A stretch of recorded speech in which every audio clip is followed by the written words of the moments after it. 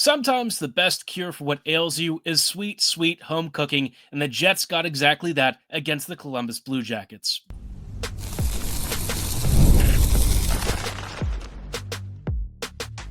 Your Locked On Jets, your daily podcast on the Winnipeg Jets, part of the Locked On Podcast Network. Your team every day. Hey friends, and welcome to tonight's episode of Locked On Winnipeg Jets, part of the Locked On Podcast Network, your team every day, and now the #1 podcast network for sports. I'm your host, Harrison Lee, an avid Winnipeg Jets fan and an online blogger. You can follow me on Twitter at HLivingLoco and at LO_Winnipeg Jets. Thanks for making Locked On Jets your first listen of the day every day. If you like what you're hearing, be sure to like, follow, and subscribe on all of your favorite podcasting platforms and YouTube. Doing so, of course, is always free of charge and ensures you never miss another episode. Most of all, though, we just love and appreciate your support. Tonight's episode, we have some interesting stuff to chat about. Want to talk to you about Winnipeg versus Columbus. This game just wrapped up, and the Jets got a much-needed, much-celebrated victory. I'm sure a lot of folks were watching and really hoping that the Jets would turn things around after what was a bit of a nightmare road trip. Also want to chat a little bit about how Lowry's been since returning. And, at the end of the day, Winnipeg also sent back all of their kids back to the Moose, which I think most of us were expecting. Want to reflect on how they've done and chat about that as well. But before then, of course, did want to let you know that today's episode is brought to you by FanDuel. Download the FanDuel app right now by visiting FanDuel.com and win $300 in bonus bets if your first $5 bet wins. So, Jets and Blue Jackets. This was a game that I think from pretty much start to finish, the Jets generally controlled. The only couple of moments that you would say Winnipeg maybe got a little bit sweaty with, there might have been a pass behind Cole Sillinger or to Cole Sillinger that got maybe behind DeMello or somebody else.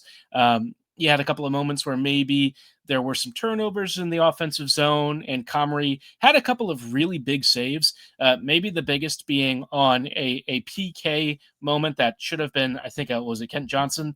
That should have been a clear goal. Somehow, I don't know how it stayed out. Comrie got across, beautiful moment, and that was really the extent of what the Blue Jackets were able to do. For the most part, the Jets just kind of put belt to butt here and played a pretty complete game. Now, I think the one thing to consider is that Columbus did play last night, and their game went to extra time against the Montreal Canadiens. So they were definitely coming in pretty tired. They arrived this morning from Montreal in Winnipeg. So, they didn't have a lot of rest, not a lot of time off. And I think that was reflected in how they played. This team actually scores a fair few goals and generally has pretty strong skating. So when you see them looking slow and tired, that's probably a sign that they've had at least a fair bit of action recently. All that said, the Jets still had to take care of business, and they did. This was a game where the Jets kind of got things going pretty early on a great shift from Adam Lowry's line. That scored on a very deft goal, a great setup play by Niederreiter. And despite a game-tying goal, not too long after that, the Jets then really started to take over in the second period and didn't look back. We even got a crazy Kyle Connor goal. If you missed the replay of that, you'll want to find the highlights. I have no idea how he scored this. I know that it technically banked off of the goalie, but man, was it a peach of a shot. Honestly, even if the keeper had been leaned over just a little bit forward, I think that shot still would have gone in. It was a great release. Probably one of the sharper angles that Connor has scored in his career. Things were even so good that Logan Stanley scored. So how about that? He cranked a huge, slap shot of some renown and slapped it right home. The exact kind of goal that you would sort of wish he'd have in his locker a little bit more frequently. That's now his third goal of the season. That is 3 times his career high for a season, which is usually 1 goal. So we love that. Very fun. And for the rest of the game, really, the Jets didn't let up too much. There were a couple of stretches where Winnipeg maybe didn't have a lot of offense going, but for the most part, the Jets just played a controlled, normal game. It's been a while since we've had a really strong 5v5 effort, and that's what this game was. So good for the Jets to kind of get that feeling back. If there was a line that I thought probably should get some extra attention, that's not the Lowry line because they're just beasts, right? We all know that. But the Taves line finally, I thought, had a game that looked a lot more like what you'd want out of that trio. And it really starts with Cole Perfetti. Ever since he's come back, I think a lot of Perfetti's ability to drive play has been very evident. He was leading huge transition plays. He had a number of great cross slot and cross crease passes. I honestly thought he deserved 2 to 3 assists tonight. He had some things that I thought were like legitimately just inches away from being goals. I think he was very unlucky that he didn't have any points tonight. With Taves, JT was crashing the crease, trying to drive towards the center of the slot, winning some of those battles, forechecking well, and it just seems like this trio with Nemesnikov has started to find its footing. We already knew that Nemesnikov and Taves worked pretty well together. It's just been finding like that right-sided winger that can add, maybe a little bit more extra jump. Iafallo there was pretty strong. That trio looked great earlier, so it just naturally follows that as Perfetti starts to feel a little bit more of that timing and space, that it'll eventually hit Pager. Cole's looked great since coming back. I have to say that I've really come away impressed by his game. I know, again, that he didn't record any points tonight, but I thought he was pretty unlucky. I thought he should have maybe had at least 1 or 2 points at a minimum, but really thought that he had a strong outing. On the defensive side of things, the Jets were mostly okay. A couple of moments where maybe DeMello got beat. You had Shen with some not so great turnovers. Luke was trying to be more offensively minded tonight, and it definitely showed with him activating more in the OZ than I've seen him do in like a week at a time. So that was certainly interesting. But otherwise, Columbus really didn't have too much to work with until later in the game. And at that point, it was already pretty much over. So a big night for the Jets. Quietly, Scheifele, recording a 3-point night and also setting the franchise record number of games played. He has now passed Blake Wheeler, so congrats to him on that. Huge accomplishment. Josh Morrissey recording another multi-point night. Morrissey has been a man possessed, and like you can't help but feel so happy for him. He's come a long way. He's gone through a ton of different, traumatic moments with his family, and some real struggles early in his career, especially when all the responsibility fell on his shoulders as his family was going through so much. So you can't help but feel really happy for a guy who you frankly want the world for. As far as this game is concerned, it's not going to be the kind where I feel like it absolves the Jets and you're feeling better about the season. But I just think more than anything, the team needed to feel like they could smack somebody around. Yeah, the Blue Jackets were tired. Yes, they were definitely a step slower. But at the same time, you don't get to pick the matchups. You just got to get to work and do what you do. And that's what the Jets did. They'll now have a much bigger test this coming Friday against the Carolina Hurricanes. It'll be a couple of days before we see how that all pans out. The Canes themselves have had an interesting start to the season. We'll be seeing Nick Ehlers back for the first time since his free agent signing with the Canes. And, for the Jets, I just think this is probably, a nice little appetizer before they get to the main dish later this week. If anything, it's just nice to not have 10 p.m. starts, at least 10 p.m. Eastern, 9 p.m. Central.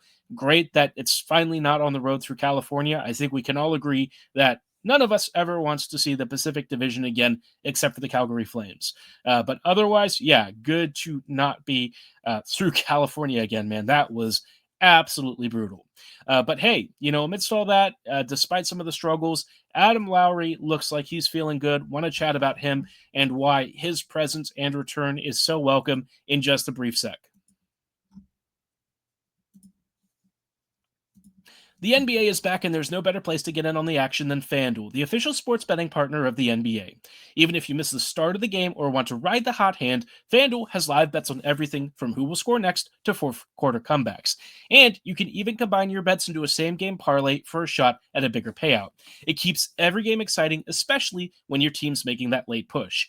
If you're a stats nerd and love diving into the individual contributions of players on the team, this is your chance to really flex your knowledge, especially if you think you might know who might lead the way in an MVP caliber game or who might be the difference maker when they come off the bench. Any way you want, this is your chance to win big, and right now FanDuel is giving new customers $300 in bonus bets when your first $5 bet wins. So head to FanDuel.com to sign up and play your game with FanDuel, the official sports betting partner of the NBA.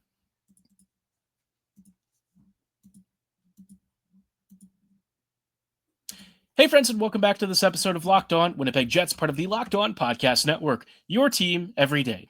Every day, thank you so much for rejoining us in tonight's episode as we are chatting a little bit about, the Jets' recent performance, and more importantly, they're finally getting healthy again. Guys have been sent down as a result. We'll talk about who is back with the Moose and what that'll mean for the team and how they did with their Jets tenure.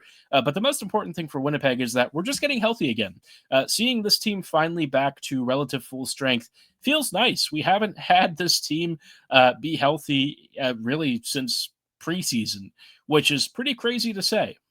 Now, injuries happen to every team, but I think the number that the Jets were dealing with and who it was, impacting just was hard to really work around. So, obviously, for the Jets, this is a big moment. The first game back, you finally play a full, complete 5v5 game. I'm not getting like 100% excited about this performance, just to be completely frank. I think it was a good game, and I certainly think beating up on the Blue Jackets is nice. But I think, of course, the context is important. And for Winnipeg, the real test is coming, right? What does this team do as you start getting closer to the start of the calendar year? This is obviously a team that has gone through, quite a bit of changes over this past summer. And, somebody in the comments was kind of, we were going back and forth, and I think they see how the Jets have performed and how they've built this team in a different way than I do. I always give allowance for the fact that the Jets are in a small market that is traditionally difficult to recruit talent. I've talked about it a lot over the years. It's definitely something that has been a challenge to work around, but I also think the Jets have occasionally pigeonholed themselves into some decisions that perhaps, make it harder for them to do that creative thing or go down that road to make them, even more competitive. There's one thing that I think everyone should know, and it's that this team is not going to be the kind that wants to tank. They're just not going to do that, which means that you also have to be creative and aggressive on the trade market. And that's where I'm kind of hoping the Jets sort of get to that point this year. But in the meantime, you're going to be leaning on some of your established stars. And I think Adam Lowry being close to 100% so far is about as big of a blessing as you're likely to get. Getting Sandberg back was one huge pillar of this team restored. Getting Lowry at basically full health is literally better than Christmas. His hips, obviously, he had a pretty serious surgery. Hip surgery, even of the minor kind, can be very difficult to recover and rehab from, especially once you're over your 30s. And I think the important thing to remember is that Lowry is, a very physical player. So any hit to his mobility and anything that changes the way that he would have to approach his game could really have a lot of unexpected consequences. And so to see him just lighting guys up, being this dominant two-way force almost from the first game back, it's just great to see. He was a little rusty early. That rust has been shaken off.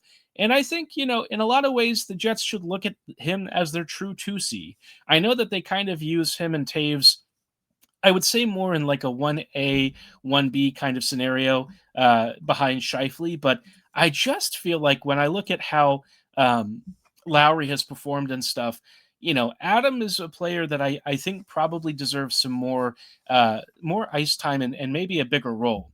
This game, Lowry played about 16 shifts, a fair few less than Taves, but, JT does get some power play time and stuff, so factor that in. But I think Adam's ability to drive offense and be a two-way force and really be uncaged, it just, for me, it says that he deserves a bigger role. He's got the offensive skills to drive that forecheck and be a menace in the corners. And I think if you give him skill to work with, he might really make good on that space creation. Now, who you put with him at this point, I don't know. The line combination of, Niederreiter, Iafallo, and Lowry right now is doing great work as it is. So with this, it's not so much that you want to fix the line trio as it is figuring out who might be that scoring winger to take advantage of all the space that these guys make together. Now, I thought, maybe you swap Iafallo and Perfetti. 7, 19, and 9 is already known to work pretty well as a forechecking unit. Would Perfetti and Lowry maybe get along even better? Or do you want to leave Perfetti with Taves and let Cole kind of feed off of Jonathan's, presence down the middle? I think that there's a fair argument either way, and I don't know that it's a clear-cut choice. I would like to see Perfetti get some shifts with Lowry a little bit. Maybe you can just kind of experiment, see what happens. It's not like it's hard to revert, and I think we have enough evidence of the Iafallo, Nemesnikov, Taves trio doing pretty dang well that it's not really a problem to swap them and just try it out. The Jets are still going to want to find other ways to squeeze out more 5v5 offense. You look at how Winnipeg scored tonight. And for the most part, you didn't get a lot of the forwards necessarily scoring a ton of the goals, right? It was mostly the top line and sort of the Lowry line working through, the power play and some opportunities at 5v5 late in the game that got the Jets through. So, against faster, better opponents, you're going to want to figure out ways to get more out of this lineup.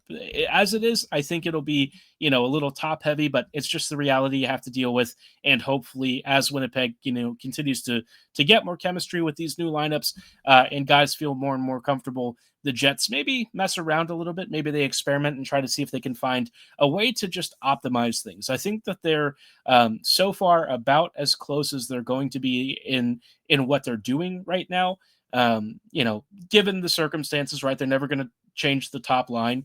They have a couple of trios and duos that they really live and die by. So I'm not going to expect anything there. But there's still maybe room for one or two swaps if the Jets are interested in doing it.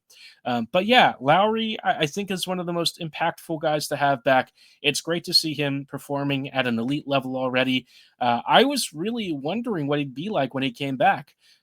Obviously, with his age and certainly that hip resurfacing, it's just hard to know. And with Taves having looked a little bit up and down to start his career with the Jets, Lowry for me was really the last great hope for the centers. Barron is really solid, and I think he's done a great job in a bottom six role. I don't know if he'd be the kind of guy who would thrive with a bigger role. I don't know. It's worth finding out at some point. We've seen him occasionally play third line minutes, and it seemed like he did a pretty solid job there.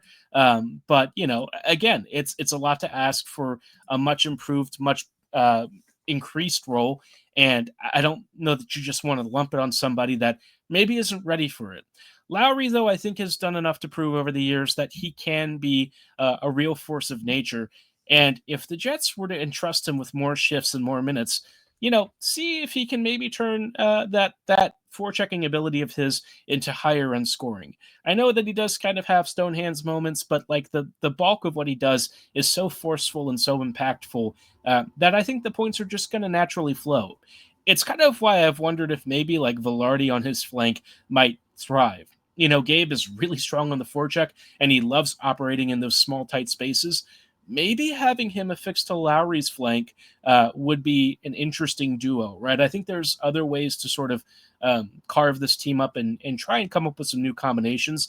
I like the idea of Iafallo back with Scheifele and Connor. Iafallo does such a smart job of all the defensive reads and forcing turnovers higher up the ice. I just think CSI could be a really good top line. Even if, Iafallo himself might not normally be a top liner, with Connor and Scheifele, he offers that safety valve and lets, those two really just blossom and do their thing. When you have Al, who's so smart and reads those gaps in passing lanes super well, you could squeeze out a little more and maybe give Lowry some real firepower to work with alongside Niederreiter. Like, that line with Lowry already works really well.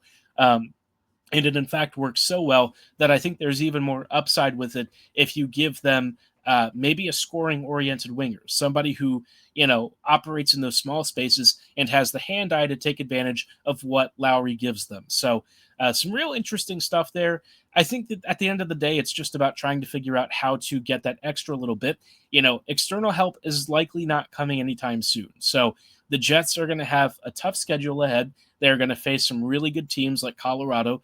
And if you can find a way to add that extra layer of offense and just get this team closer to what it was last season, I think internally that would make a lot of folks happy and put this team on a better path to maybe be buyers closer to March. So we'll just have to see what they're up to and how the Jets process this.